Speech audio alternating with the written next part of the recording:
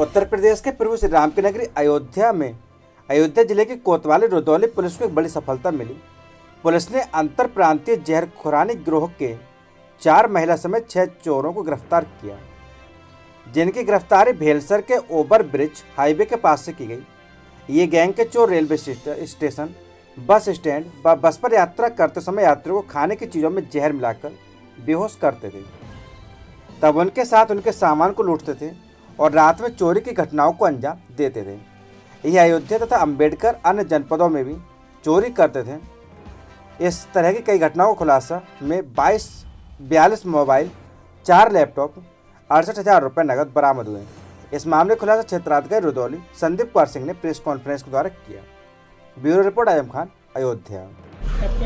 इसके बारे में क्या कहें? आज दिनांक 13/9 को सुबह 6:15 बजे भेलसर फ्लाईओवर के पास से श्रीमान पुलिस अधीक्षक महोदय के आदेश के क्रम में चलाए जा रहे अभियान में श्रीमान अपर पुलिस अधीक्षक देहात के निर्देशन में थाना रुदौली के प्रभारी निरीक्षक शशिकांत यादव, जनपदीय स्वाट टीम व सर्विलांस टीम के द्वारा एक बहुत ही महत्वपूर्ण सफलता अर्जित की गई है, जिसमें अंतर प्रांतीय चोरों के गिरोह को पकड़ा गया है। इस गिरोह के द्वारा नशीले पदार्थों का सेवन करा के खाने पीने की वस्तुओं में मिला करके भीड़ भाड़ वाले स्थानों में, धार्मिक स्थलों पे, bus stand, roadways, railway station, मंदिर मस्जिद के आसपास जो वहाँ पे भीड़ में लोग शामिल रहते हैं, उनसे उनके खाने पीने की वस्तुओं में खिलाने के बाद से मोबाइल, लैपटॉप, उनके जो कीमती सामान हैं, रुपए, पैसे, ये चोरी किए जाते हैं। इसके अलावा इस गैंग के द्वारा रात्रिकालिक चोरियां भी की जाती हैं। इस गैंग के द्वारा जनपद अयोध्या के अतिरिक्त जनपद गोंडा व अन्य जनपदों से भी चोरी की घटनाएं की गई हैं। उससे संबंधित मोबाइल, लैपटॉप व अन्य सामान बरामद किए गए हैं। जनपद अयोध्या के कोतवाली रुदौली, कोतवाली कैंट व अन्य तमाम थाना क्षेत्रों के चोरी किए गए माल की बरामदगी इनसे हुई है। इस माल में 42 मोबाइल हैं, 4 लैपटॉप हैं, रुपए लगभग 68,000 रुपये हैं। कितने लोग की गिरफ्तारी हुई सर? इसमें अभी 6 व्यक्तियों की गिरफ्तारी की गई है। और महिलाओं? 6 में 4 महिलाएं हैं। इस गैंग में महिलाएं भी शामिल रहती हैं। पुरुषों के द्वारा जो घटना की जाती है, जो सामान लूटे जाते हैं, चोरी की जाती हैं, उनको महिलाओं को ट्रांसफ़र किया जाता है, जिससे कि ये पकड़े जाएं तो इनके पास से कोई रिकवरी ना हो सके और उनको आसानी से कोई पकड़ ना पाए। वापी के संदर्भ में न्यायालय का फैसला आया है, बहुत अच्छा फैसला है। न्यायालय में इसीलिए जाया जाता है कि हमारी बात वहाँ सुनी जाए, और जो सत्य है कि औरंगजेब ने उस मंदिर को तोड़ा था, तोड़ करके मस्जिद बनाया। सारे इतिहासकार इस बात को मानते हैं।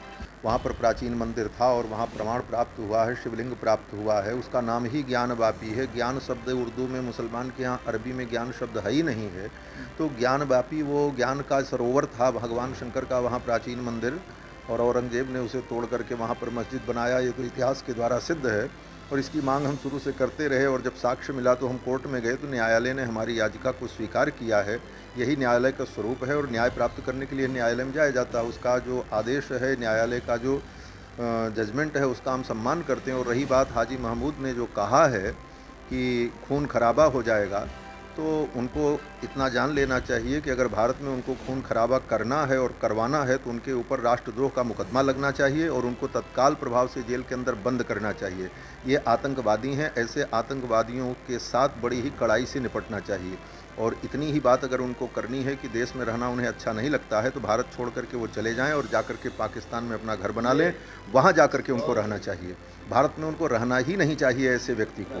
जिस तरह से अयोध्या का विवाद खत्म हुआ, तो ज्ञान वापी मामले में जो हिंदू पक्ष की तरफ से याचिका स्वीकार की गई है, इससे ये साफ जाहिर हो गया है कि अयोध्या की तरह अब काशी का भी विवाद बहुत जल्दी ख़त्म होगा, क्योंकि विदेशी मुग़ल आक्रांताओं के द्वारा जो हिंदुओं के धार्मिक स्थलों को अतिक्रमण करके और एक विकृत इतिहास प्रस्तुत किया गया, समाज में भ्रम फैलाया गया था। धीरे धीरे वो राम मंदिर के साथ ही अब ये शुरू हो गया है कि वास्तविकता को पुनर्प्रतिष्ठित करने का, जो सच्चाई है वो सामने आए, लोग सही इतिहास को जानें। और माननीय न्यायालय का आदेश सबको मानना चाहिए, चाहे वो कोई भी पक्ष हो। अगर न्यायालय की अवमानना कोई भी करता है तो वह निश्चित रूप से दंड का अधिकारी है, और न्यायालय का जो भी आदेश होगा वो प्रशासन का काम है उसका अनुपालन कराना। जो लोग ये धमकी दे रहे हैं, जैसा कि हमने अभी सुना कि अयोध्या के एक बड़े घृणित मुसलमान हैं जो अपने घर की ही बहू को इतना प्रताड़ित किया है, वो बेचारी न जाने कितने दिन से कोर्ट कचहरी का चक्कर लगा रही है न्याय के लिए। तो ऐसा हाजी महबूब ने जो कहा है कि अयोध्या का तो मान लिए लेकिन अब वहाँ मस्जिद है, मस्जिद रहेगी। अरे ये तो न्यायालय तय करेगा ना कि वहाँ क्या रहा। और जब विश्वेश्वर भगवान वहाँ मिल गए तो उनकी सेवा पूजा होनी चाहिए, वहाँ उसकी डे टू डे हेयरिंग करके उसका जो विवाद ख़त्म होना चाहिए। और न्यायालय के विरोध में इस तरह की बयानबाजी करना, लोगों को भड़काना, दंगा कराने की एक बड़ी साजिश है। हाजी महबूब का यह बयान जो है यह साजिशपूर्ण है और यह देश का माहौल ख़राब करने वाला है। न्यायालय की अवमानना। देखिए, ज्ञानव्यापी के मामला जो फैसला आया है वो न्यायालय का फैसला आया है। न्यायालय का हम लोग सम्मान किए हैं, करते रहेंगे, जब तक सांस चलेगी तब तक करते रहेंगे। और जो लोग आए बाएँ साएँ बयान दे रहे हैं उनकी क़यामत आने वाली है, स्वयं की क़यामत आने वाली है। ज्ञानवापी में सत्यापित हो चुका है कि शिवालय था और शिवालय का दिव्य नव्य भव्य मंदिर श्री राम मंदिर के साथ में ज्ञानवापी का भी मंदिर बनेगा, नव्य भव्य। इसको अब कोई नहीं रोक सकता है। न्यायालय के मामला है, न्यायालय के विरुद्ध कोई भी बोले उसके ऊपर कानूनी कार्रवाई और कंटेम्प्ट ऑफ कोर्ट होना चाहिए। जय सिया राम। जय श्री राम, भारत माता की जय, वंदे मातरम, हर हर महादेव। अयोध्या से मैं तपस्वी छावनी पीठाधीश्वर जगत गुरु परमहंस आचार्य। ज्ञानवापी में जो हिंदू पक्ष से याचिका स्वीकार की गई है, यह निश्चित रूप से अधर्म पर धर्म की विजय है, असत्य पर सत्य की विजय है। और अब बहुत जल्दी ज्ञानवापी नामक जो कलंक है वहाँ से विदेशी मुगल आक्रांताओं के द्वारा स्थापित वो खत्म होगा। अयोध्या की तरह काशी में भी भव्य मंदिर बनेगा। आइए थोड़ा इसी खुशी में चैन की बंसी भी बज जाए। अयोध्या में दीपोत्सव की तैयारी। पूरा मामला उत्तर प्रदेश के प्रभु श्री राम की नगरी अयोध्या का है, जहां पर एक बार फिर त्रेता युग की अयोध्या दिखाई देगी। इस बार दीपोत्सव के दिन अयोध्या दुल्हन की तरह सजकर तैयार होगी। अयोध्या में सरयू के किनारे इस बार लगभग 16 लाख दीपक जलाए जाएंगे और कोशिश ये होगी कि पुराना रिकॉर्ड तोड़कर 14 लाख से अधिक दीपकों का नया कीर्तिमान बनाया जाए। और इसके लिए 18,000 वॉलेंटियर्स की टीम बनाई गई है, जिसमें स्कूल कॉलेज के छात्र छात्राएं शामिल होंगे। राम की पैड़ी पर बिछाए जाने वाले दीपक तेजी के साथ बनाए जा रहे हैं और यह दीपक राम की पैड़ी की शोभा बढ़ाएंगे। इस बार दीपक अयोध्या के कुम्हारों से ही लिया जाएगा, जिसके लिए तैयारी जोरों पर हैं। जब दीपक बनाने के लिए साफ सफाई का विशेष ध्यान दिया जा रहा है। राम की पैड़ी के किनारे के बृहद क्षेत्र में सभी मंदिर पीले रंग में रंगे जाएंगे और दीपोत्सव के समय लेजर लाइट शो और ग्रीन आतिशबाजी का भव्य दृश्य दिखाई देगा, जिसकी एक झलक पाने के लिए हर कोई उत्सुक दिखाई देगा। आपको बता दें कि प्रदेश के योगी आदित्यनाथ के कार्यकाल के छठा और उनके दूसरे कार्यकाल का यह पहला दीपोत्सव है। पहले वर्ष 1,80,000 दीपकों को राम की पैड़ी पर एक साथ जलाने से दीपोत्सव की शुरुआत हुई, लेकिन इसका 2018 में 3 लाख से अधिक, 2019 में 5 लाख से अधिक और 2020 में 5.5 लाख से अधिक और 2021 में 7.5 लाख दीपक जलाए गए थे। और अब 2022 में इससे कहीं अधिक 14,28,000 दीपक जलाने का बड़ा लक्ष्य रखा है। आपको बता दें कि डॉक्टर राम मनोहर लोहिया अवध विश्वविद्यालय के chief proctor doctor Ajay Pratap Singh का कहना है कि दीपोत्सव में इस वर्ष नया कीर्तिमान बनने वाला है। Bureau report, Azam Khan, Ayodhya. हमको 20,000 दिए का ऑर्डर मिला है, सारे गांव को ऐसे थोड़ा थोड़ा करके ही मिला जी। इस बार हम लोगों को 10,000 का ऑर्डर मिला है, छोटा ऑर्डर मिला है और अभी जो है संभावना है हम लोगों को और आगे मतलब मिलने का जो है, क्योंकि इस बार राम की पैड़ी पे 14 लाख दिए जलाए जाएंगे जो है। तो अभी हम लोगों को छोटा छोटा मतलब टुकड़ियों में काफ़ी हम लोग ज़्यादा संख्या में कुम्हार लोग हैं, तो थोड़ा थोड़ा करके हमको ऑर्डर दिया गया है। अभी और आगे संभावना है कि हमको और मतलब दिए बनाने का ऑर्डर मिलेगा जो है। नहीं, इस बार तो अच्छी खुशी है जो है कि कम से कम थोड़ा हमको इस बार पिछली के मुकाबले इस बार हम लोग को ज़्यादा दिए बनाने का ऑर्डर मिला है। दीपोत्सव में इस वर्ष नया कीर्तिमान बनाने के लिए 14,28,000 दीपों की जलाने की टारगेट है, लेकिन हम सरप्लस इसको 16 लाख मान के चल रहे हैं कि हमको 16 लाख दिए जलाने हैं। पिछले वर्ष 11,000 वॉलंटियर काम किए थे। इस वर्ष चूँकि दीपों की संख्या बढ़ गई है तो करीब 18,000 हमारे वॉलंटियर, स्टूडेंट, टीचर्स मिलकर के रहेंगे और हमारी तैयारी चल रही है। उत्तर प्रदेश के प्रभु श्री राम की नगरी अयोध्या के थाना पूरा कलंदर में SSI के पद पर तैनात निरीक्षक ने संदिग्ध परिस्थितियों में छत के कुंडे में फांसी लगाकर आत्महत्या कर ली। उनका स्थानांतरण भी देर रात पूरा कलंदर से कोतवाली नगर में निरीक्षक अपराध पर्व पर हुआ था। आपको बता दें कि वह मूल रूप से संत कबीर नगर जिले के फुलबरिया थाना बेलहर कला के निवासी थे। सब इंस्पेक्टर से निरीक्षक पद पर पदोन्नति मिलने के बाद रायबरेली से जुलाई माह में आने के बाद उनको पूरा कलंदर में तैनाती मिली थी।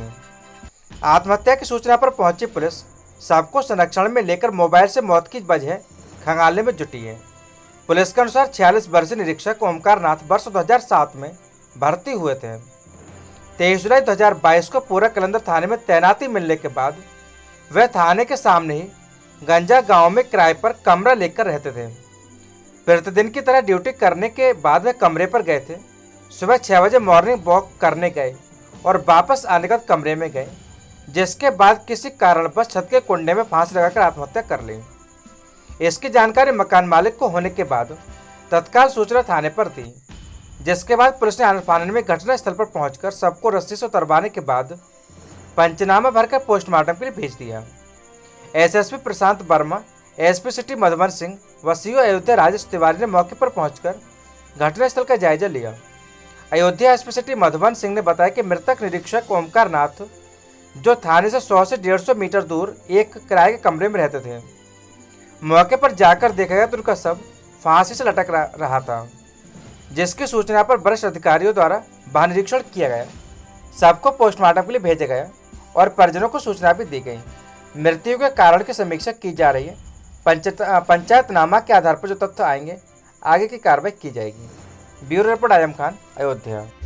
करे बा मोर बौड़ा हवा अपने सी मेरा बना है कइले हुई हां गौतम। अरे मोर बौड़ा हवा हो, अरे मोर बौड़ा हवा हो मैं नाई गौतम। अरे बाप हमार बौड़ा हवा मैं नाई कइले हुई हां, हमार बौड़ा हवा रहिन दे दादा कल्पना गौतम। अरे मोर बौड़ा हवा हो, मोरे बौड़ा हवा कच्चे परनवा नहीं रे दादा मोरे बौड़ा। क्या नाम था उनका? ओमकार नाथ। कहाँ के रहने वाले थे? संत कबीर नगर की। कैसे खबर मिली आपको आज? वहाँ एक दरोगा जी साथ में रहते थे, मतलब वो बताएं कि मतलब बेटा घटना हो गया है।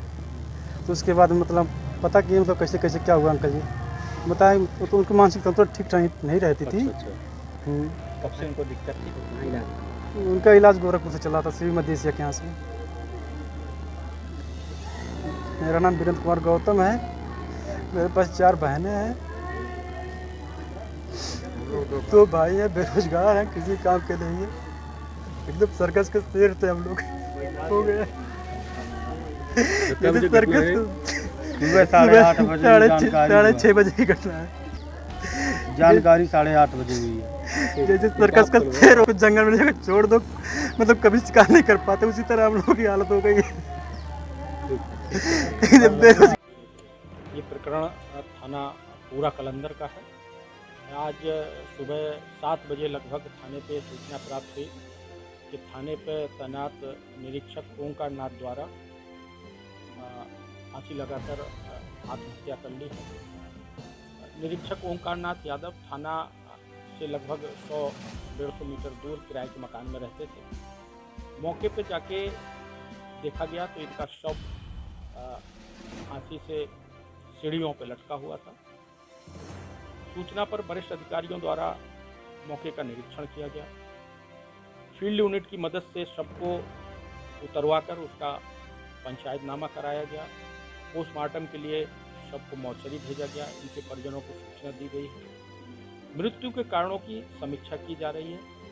पंचायतनामा पोस्टमार्टम से जो तथ्य आएंगे उसके आधार पर कार्रवाई की जाएगी। अब इस संबंध में जो मृत्यु का इनका कारण है उसकी समीक्षा हम लोग करेंगे, परिजनों से वार्ता करेंगे और जो भी तथ्य आएंगे उसके आधार पर हम लोग करेंगे।